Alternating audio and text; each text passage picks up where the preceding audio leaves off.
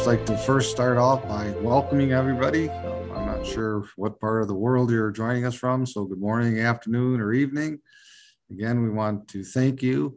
It's a little bit of a change from the past where we've done it from my office. This time I'm kind of on the road, and with the help of our Kansas distributor, Weiss Fire and Safety, I'm actually doing this presentation live from Johnson County Consolidated Fire District 2 Fire Department's training center. So I'd like to thank them for their hospitality and letting us use their facility to present today and also be part of our presentation.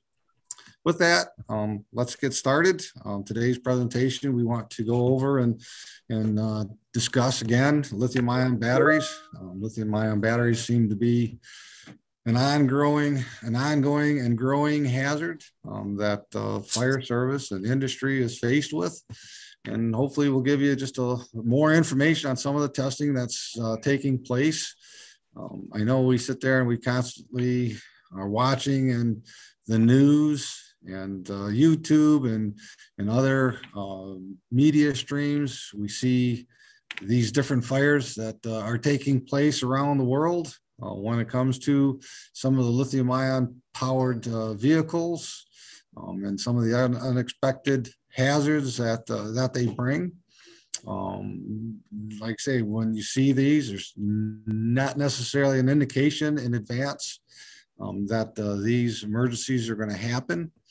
And, you know, some of the things that I want to point out as I go through the presentation is let's look at how and what we're doing when we sit there and we start having these facilities where we're charging them. I've been around, you know, shopping malls. I've been around various areas. And when you sit there and you start seeing the growth, you know, not only the buses that we saw there, but school buses, how about trucks, our airport support equipment, our high-lows and lifts that we see in warehouses and manufacturing facilities. When we sit there, we start watching these events. You know, here you have, you know, a support vehicle that, you know, might cost, you know, $30,000, $40,000, $50,000, destroying a multi-million-dollar aircraft because we don't have the proper extinguishing agents to deal with the emergencies. And when we sit there and we start to listen to some of the so-called experts in the copious amounts of water, or we start hearing about the use of blankets to smother the fire, you know, it comes up to some questions. And does it really give you the benefit of being able to put the fire out, or just create additional problems when we sit there and start using some of these? And when we sit there, we look, you know, again, all the different types of situations that could be faced with. No pre-warning that there's going to be an incident. Okay, we sit there and we start watching these happen. Again, simply charging, you know, no abuse. And we're sitting there and we're responding as firefighters to more and more fires because of the hazards that these batteries bring. So when we sit there and again, we start listening to people and they start mentioning, you know, the blankets for car fires. Okay, well, I sat there and I showed you that slide that has the buses and all the other equipment. The blanket doesn't fit on those types of vehicles. We sit there and we look in the news, current events, you know, FDNY, if you've been watching, has been reporting a rash of lithium-ion battery fires causing property loss, burning down more homes, these lithium-ion scooters again in New York City with blazes, the growth of the fires, creating the safety concerns. With 100 lithium-ion batteries that were found on a scene at a Hell's Kitchen fire. And then most recently, here in the news, we had a battery energy storage system, okay, that had a battery failure, causing the sprinkler to go off. That particular incident caused evacuation of residents and went on for multiple days. While this said 3 days, actually the sprinkler systems were on for almost 2 weeks, in excess of 2 million gallons of water was used to try to bring this incident under control. And same thing, you know, at first when they shut the sprinklers off, they had battery reignition. So they ended up having to turn sprinklers on. And as I mentioned, it went on for days and days and days. And these battery energy storage systems are growing in use. I mean, people want to, you know, with Tesla battery walls, get off the grid, be less dependent on the cost and the problems that we have. We look at industrial storage or mass energy storage systems. We keep seeing the growth. We're seeing these Connex boxes that are being converted into battery energy storage systems. And when we sit there and we go and we look back here a few years ago in Surprise, Arizona, there was an instance where one of these containers that was used for battery energy storage systems failed. And when it failed, they had an inerting gas system that was protecting that particular type of battery energy storage system.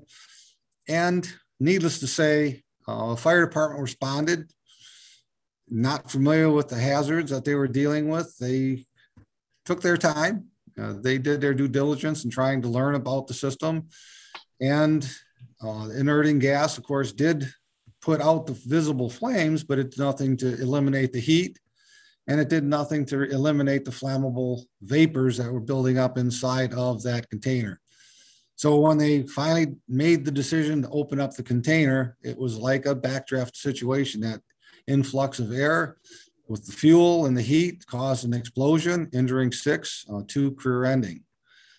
So I will say that because of that and some education with some of the power industries, Hazard Control has put systems in some of these types of battery energy storage systems recently to give them some better protection. And we'll explain how and why the F500 was a much better solution or answer to deal with these types of emergency situations. But the use is growing with solar panels and some of these solar farms, with wind farms. It's a way for energy companies to do what they call power shaving. During the peak demand hours, rather than having to buy power from other companies, they're able to use what they have stored in the batteries to help feed the grid. Then during the non-peak hours, they're able to recharge these battery systems so that, again, they have that energy to go back to. And it's the same thing that people do it with their homes or businesses, and what you see with the solar panels on roofs, et cetera. It's just a way for them to have less of a demand on the power company.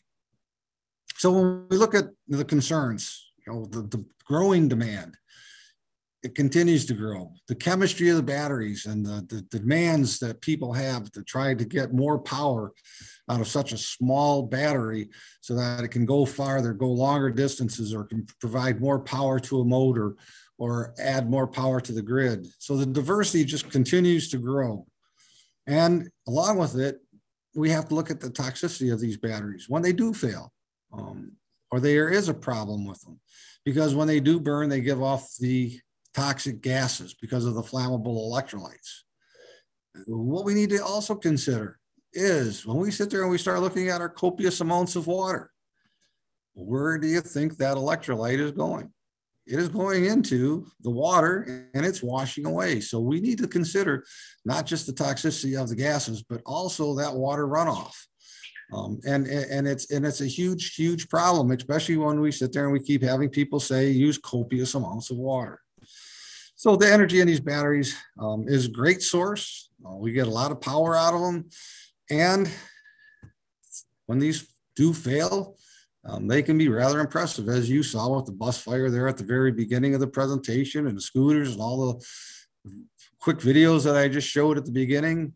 They can short circuit. They've gone unstable. It doesn't necessarily mean because of it was abused, because of a trauma. Those can cause things. It can be caused by that overcharging or overheating.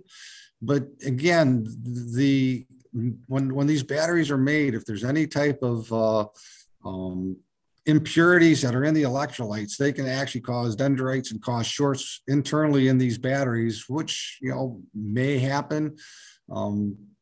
months, days, weeks after the battery has been made. So we put safety devices on these batteries, but again, the safety devices are also able to fail and not protect the battery from being able to catch on fire.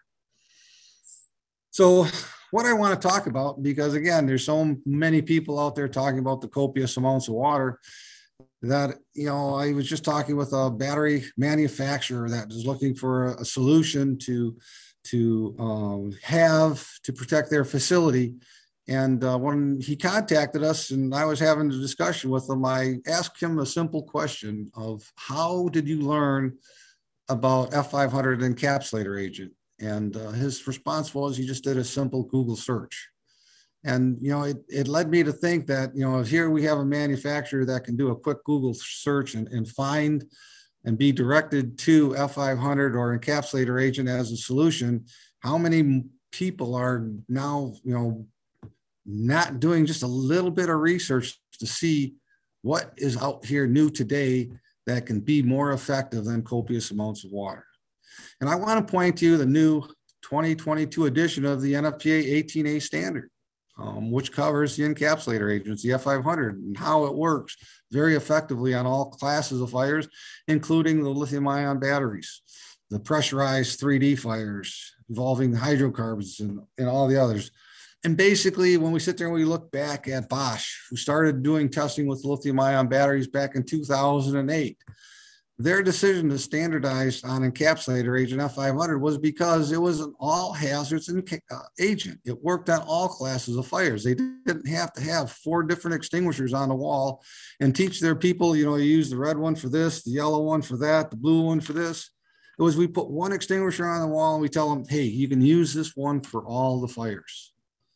And when we sit there, we start looking and go through the standard. If we go to Annex A 4.3, we're going to see this is currently the only NFPA standard that has information that talks about the use of an extinguishing agent for battery energy storage systems. And it's basically discussing how, all these different agencies, Kiwa, Dacra, Daimler, Deutsch, Bosch, Fraunhofer University, TL Clausel, all of these agencies and all of these groups have done extensive testing on F500 or encapsulator agents in this 18A standard. And they found that it's been able to suppress the vapors. It's been able to control and eliminate the thermal runaway. And we're finding out now it's able to reduce the toxicity of the water runoff, as we'll see as I continue on through the presentation. So again, I talk about Bosch, their findings that it was able to work on all the different classes of fires. How it's able to work on the electrolytes, making that electrolyte non-flammable, reducing the toxicity. And when we sit there, we start looking at all the different uses in the automotive industry. Okay, they're everywhere. And do we really think about adding or requiring these facilities to have additional protection if they're going to have these types of vehicles? We have our different dealerships that sell vehicles. How about charging stations? We're putting charging stations not only out in parking lots, but how about a parking garage? How are we going to protect if you have a 3 or 4 story parking garage? Your dealerships, our welding robots and our repair facilities, because we know if a car gets involved in an accident that it's going to a repair facility. And as I recall recently in the news, there was one there in California, I think it was Sacramento. I can't remember exactly, but it was a car that was involved in an accident. It was in a tow yard. I think it was 3 weeks. And that finally went and caught on fire after a 3-week period of time. And again, I'm going to start talking about the fire service as far as our tools. We're sitting there and we're going and trying to get away from our hydraulic extrication tools. And we like to get that cordless power tool, fan, whatever it might be that works off of lithium-ion power cells. And what do we do in the truck? We put in these multi-bank chargers. But what are we doing to protect that fire truck in the event we have a lithium-ion battery failure? And our towing companies. So as I point out, these charging stations, as you travel, start watching. They're in a remote area of the parking lot. I give them credit that they're not putting them up next to other structures, but I don't see any additional fire protection. We sit there and we watch the news, and here it's 30,000 gallons of water on a Tesla fire there in the Houston area, or 20,000 gallons of water on this fire, or even 10,000 gallons of water. How much water does your fire truck carry? And if you don't have a hydrant nearby, you either got a long hose leg with a large diameter hose, or you're going to be doing some water shuttles in order to get that quantity of water to these scenes. It's not necessarily the most, I guess you could say, easiest solutions when dealing with these. When we look at the aviation industry, again, many of the same devices or same issues. Those parking garages. Now we're getting into the forklifts, the ground units that I showed, burning and destroying that one aircraft. All the different battery backups that we have to have, especially when you sit there and start looking at the control towers and the radar equipment in the event of power. And how about all the people that are passing through the airports or on the planes with all the consumer electronics, the laptops, the cell phones, etc. When we look at industry, we see pretty much all the same things: the cell phones, the hoverboards, all of our electronics that we have amongst or within our homes, our kids and toys and games and battery backups. They're everywhere. So we look at industry again with a high-low. And here again, we have a high-low manufacturing facility is trying to make the conditions a little cleaner for their people, getting rid of the LP high-lows. We've got this lithium-ion battery-powered high-low, and it fails. And I asked the question for all of our fire investigators and fire marshals out here is, what is the extinguisher that's required by code in all of our buildings? They're EBC. So all these employees are doing what they've been trained to do. They're trying to save their job, get back to work. Let's get this fire put out so we can start doing our jobs again. So they're running around through the facility. They're grabbing their powdered extinguishers, and they start attacking this fire. As they attack the fire, it looks like they're having some pretty good progress on it. It looks like a few more minutes, we'll get this high-low moved out and get another one to replace it, and we'll be back to work. And as we see here shortly, it's not the case. We have the fire flare back up. Okay, the powder really doesn't do what they thought it was going to do. And the worst part about it is now, as you're going to see here in a second, that high-low starts rolling off into the warehouse, and we have a multi-million-dollar loss. The warehouse was a complete loss. We start looking at buses again. When they start going into terminals, we start getting them into different stations. They catch on fire. We don't have ways to drag them out from under there. Once they catch on fire, we're not only then losing the bus, but we're losing the terminal and the buildings. So we ask the question, are you prepared? Do you have a solution? And when we sit there and we look at, the solutions, we just saw in the previous video that powders were not effective. And the reason why they weren't effective is because they're insufficient at cooling. They're doing nothing to help remove the heat. Okay, they can't prevent that reignition. When we sit there and we look at the concentrates as far as the reduction in the toxins with the electrolytes, they do nothing. So overall, the dry chemicals or the powders are very ineffective when you sit there and you look at them and trying to deal with a lithium-ion battery fire. Now here we're looking at 182 lithium-ion batteries of the 18650 cells. It's charged up to a 95% charge, as you can see. And just like with the high-low, they're going to come in and they're going to try to form basically a blanket, or they're trying to smother this fire. And they're having little to no effect on being able to extinguish or control this fire.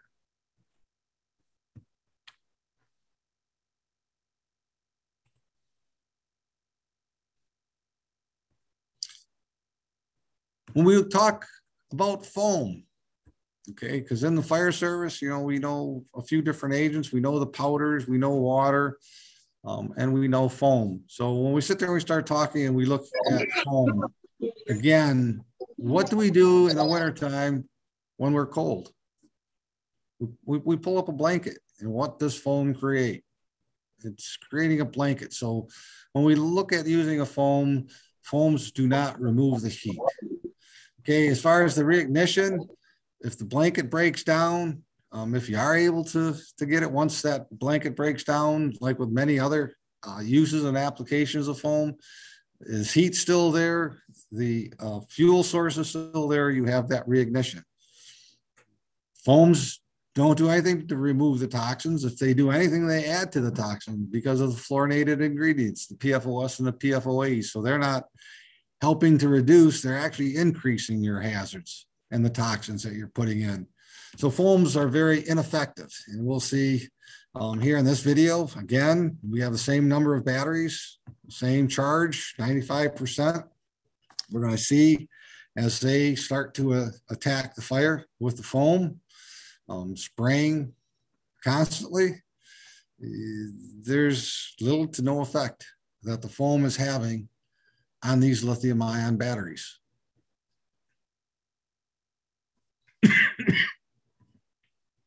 So they also carry that 95% charge, and as I mentioned, the 18650s. So they're same as the dry powders, very ineffective. Do not use. When we talk about the inerting gases, I mentioned the incident that happened in Surprise, Arizona with that BESS unit, that battery energy storage system. Again, while the inerting gases may be effective at being able to cause the visible flames to be extinguished, they're doing nothing to cool or stop that thermal runaway. So if they're in an enclosed structure and you're sitting there and you're putting out the visible flames, you still have that heat, you still have the flammable atmosphere because of the gases being released. Ventilate before you open is all I'll warn any department that might be dealing with one of these, is try to ventilate before you actually open the doors, or try to find some way to get encapsulator agent into that unit, because when you open the doors, if you're not careful, you could create a backdraft type situation. So be cautious with inerting gas systems and enclosed containers with lithium-ion batteries. So that reignition is a high probability because of the gases build up, as we said, and like with the other agents, they're going to do nothing to reduce or eliminate those toxic gases that are being produced. So they're very ineffective.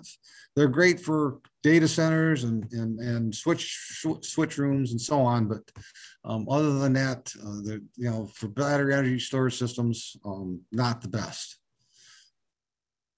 So now we get to the water, and we always hear it's copious amounts of water. And what is a copious amount? We've seen and heard of many different instances with lithium-ion batteries where it's thousands and thousands of gallons. And what happens when we hear about the water being used? Okay, hey, the fire was out, we stopped flowing water, and it relit. And all of a sudden, we started flowing water again. It was out and shut down, and it relit. And here we got 4 hours and 30,000 gallons of water. And when it was all over and done with, it actually burned itself out because we were never able to extinguish it. Again, where did all of that toxic runoff water go? If you're using foam, again, we talk about the PFOS and the PFOAs and the toxins, but copious amounts of water are not the solution. If we sit there and we start looking at this particular instance, the Tesla's high-energy battery reigniting over and over again. Firefighters trying to put the fire out for 4 hours with more than 30,000 gallons of water. The fire eventually put itself out. So again, video kind of goes along with what I've been saying through the presentation. 30,000 gallons of water, 4 hours. Kept reigniting, the batteries burnt themselves out. When we sit there and we start looking at these charging stations, okay, let's look at this. Luckily, this is an outdoor charging area, but how about we start looking in our actual parking garages where we sit there and we have the cars side by side. Okay, here we have a vehicle that catches on fire.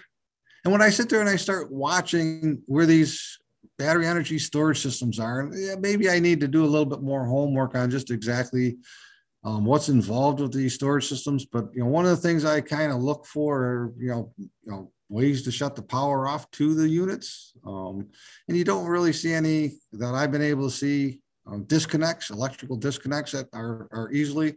But we watch this fire. It catches the truck next to it on fire. That truck, because of the incline, it rolls down the hill, and you think, well, maybe because it rolled down the hill, it's going to stop. But as you can see, it doesn't. So it's catching the car next to it. You'll see how quickly. I mean, this has been sped up a little bit so I could get through it, but it hasn't been sped up that much. Okay, and you can see just how quickly this fire transfers from one vehicle to the next vehicle to the next vehicle. So if you have a parking structure and you have 4, 5, or 6 electric vehicles next to each other charging, what kind of a fire do you expect, or will you be anticipating if you're a fire department or responding to when you get on scene? You can end up with a huge fire. So with that, I'm going to start talking about the encapsulator agent, that NFPA 18A, the agent that meets the 7.7 standard, and how it's different than the things that we have been talking about, the foams and the waters and the powders. The L500 is fluorine free. So we're not adding those hazardous toxins into the chemical or into the environment like we're getting with our current foams. It's biodegradable. It's not going to stay in the environment. It's a US NFPA listed AB suppression agent. And it's a flammable, combustible, vapor, liquid spill control agent. And I always ask the questions when I do my presentations, especially with my firefighting friends, is, can you name me anything that you currently carry on your apparatus that will work on controlling flammable vapors? And I've yet in any of my trainings to get a response that they do. Okay, well, when we sit there and we start talking about the abilities of an encapsulator agent, we're going to work on those flammable liquids as well as the vapors. So when we talk about that cloud that forms inside of those battery energy storage systems, all of those flammable vapors, you now have a way to eliminate those flammable vapors before you sit there and you start encapsulating. When we sit there and we look at an encapsulator agent, we need to understand how it works. And it comes from our molecule. When we look at the simple molecule of an encapsulator agent, it has a polar head, which loves water, and it has a non-polar tail, which fears water. It wants nothing to do with water.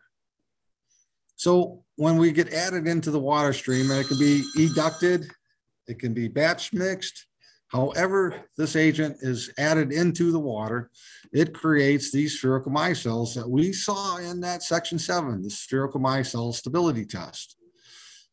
So when it gets added to the water, we create these micelles. When that water comes out of the hose, the nozzle, or out of the sprinkler head, if it's in a structure, in a building, commercial building, okay, those molecules closest to the surface, they break apart. They spin away from so they can get out of the water because those tails want nothing to do with water. So instead of making a bubble, I'm chemically changing the makeup of each and every water droplet. I'm putting that skin on the surface. And when we look, I'm going to back it up just 1 second. When we look at that surface, that end, we'll still see that there's millions and millions of micelles inside of each and every water droplet. And to understand how they work, by changing that, we change the characteristics of how that water droplet is now able to cool and extinguish. We don't create steam. Those tails on the surface act like a heat sink, driving the heat inside of that droplet, those spherical micelles rapidly absorb the heat and then slowly release that heat into the water that surrounds them. And in that process, the water never hits 212 degrees. It never gets to the point where it creates steam. So I've just eliminated steam burns from the fire service when you sit there and start looking at the use of this product.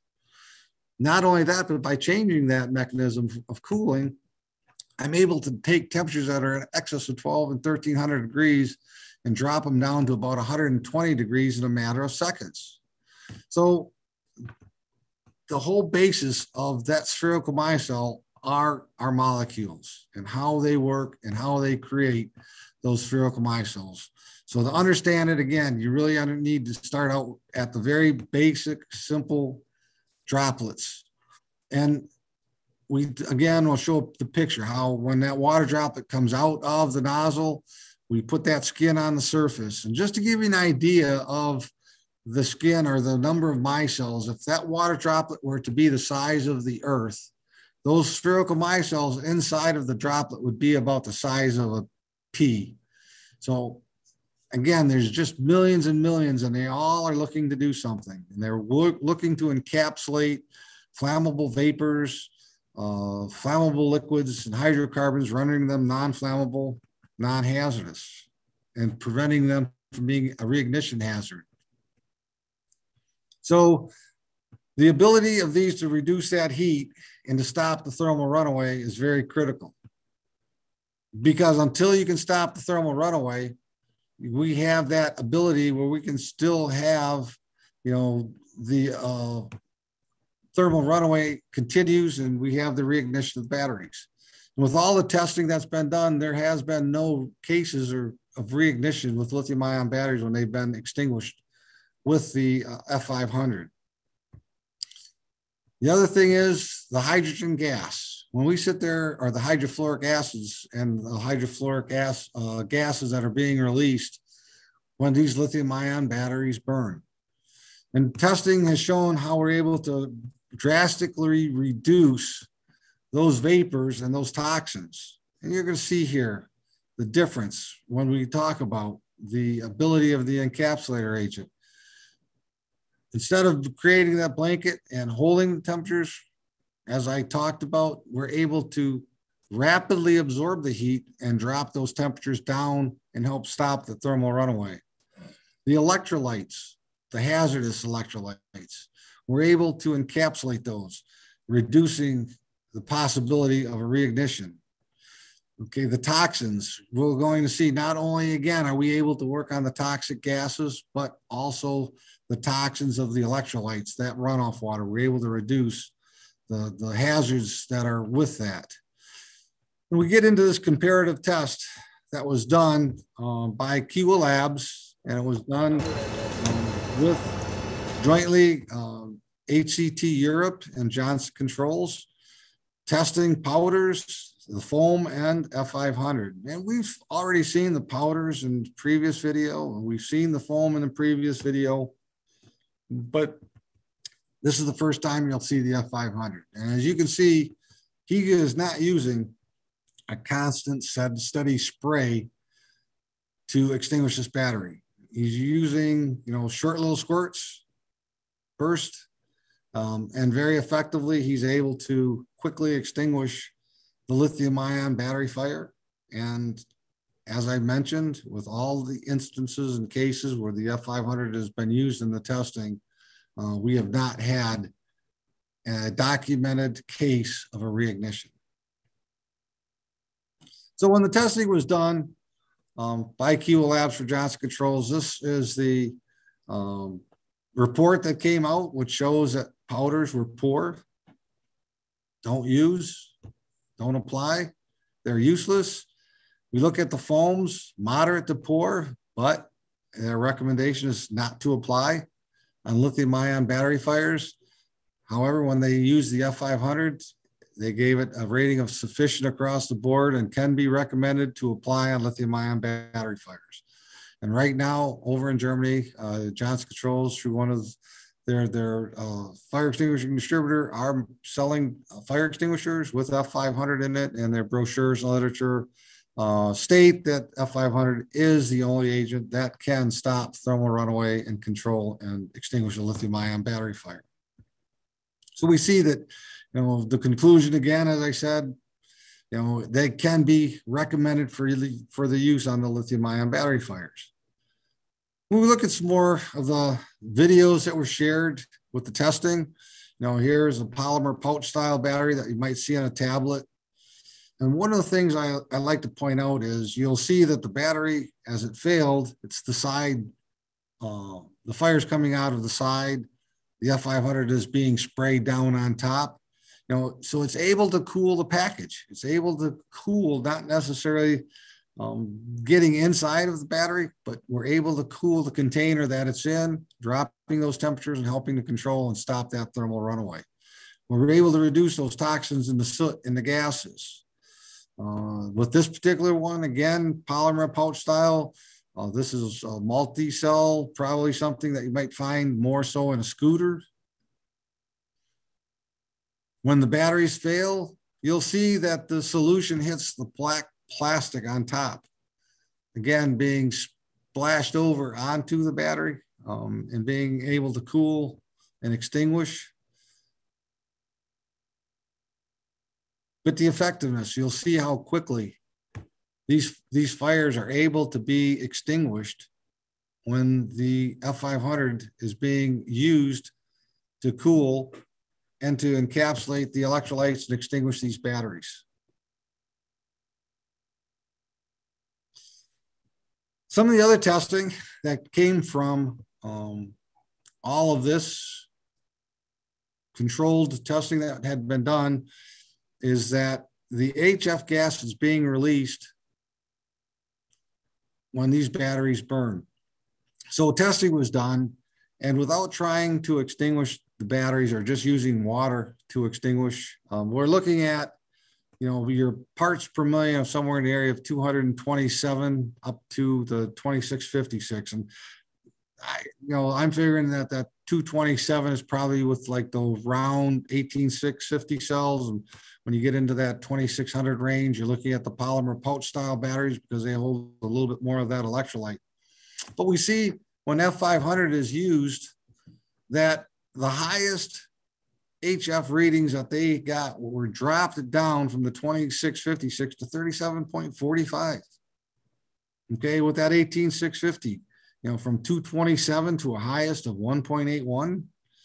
If we look down here at the AEGL acute guidelines, and we look at the parts per million, you're looking at almost a 30-minute exposure guideline or exposure limit based on that guideline and the amounts that are being released. So the toxicity and the hazards of these burning batteries is greatly reduced. So when we sit there, we start looking, many of the times you're looking at some small scale testing. This is a little bit different. This is showing some batteries. Excuse me, sped up a little too far, but we're showing a battery that is being tested. We see some thermal imaging that's taking place. We see how when the F500 is being used, how quickly the fire is extinguished. We watch with the thermal imaging just how quickly that we're able to extinguish. And again, once these batteries have been extinguished, and we can watch this graph with the temperatures and see just how rapid the drop. And as I mentioned, again, there's been no documented cases of reignition. So we look at a test that was done by T.L. Clausthal University, and they were looking at some analysis of that water runoff that we keep talking about. And when they sat there and they used water with a 2% F500 mixture, they sat there and they noticed that, hey, they had the calcium carbonate, potassium, and magnesium, and all these others. And anyway, it came down to the elements are most certainly coming from the used water, and they're not critical. But when they used just plain water, the wastewater, okay, it was 7 liters. After extinguishing, they found that, they had all of these different additional elements that were in there, and the extinguishing water contained low concentrations of heavy metal parts. Okay, and they couldn't be released, but when they used the F500, they were able to, instead of having to pay for hazardous waste disposal, they were able to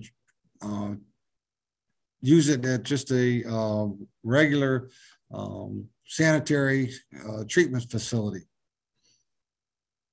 So the determination, it had that pH of 7, elimination on the, the toxicity level, biodegradability, all the things that we talk about, the agent being able to help out with that fluorine free. So we do not cause additional issues, unlike the batteries. We're actually able to help reduce the effectiveness or the hazardous waste that are created when we're using the just plain water. So it's much safer for the environment. And not only that, but you're going to need and require much less water. So when we sit there, we start looking at all the different areas where, these lithium-ion batteries, and if you're following along, you're going to see that, even the racing, you're getting, Formula One and motorcycles, and I've seen reports on dragsters, and lithium-ion batteries are coming into all aspects of our lives. I mean, they're coming up everywhere. They're growing. And when we sit there, we start looking at, a reference of users.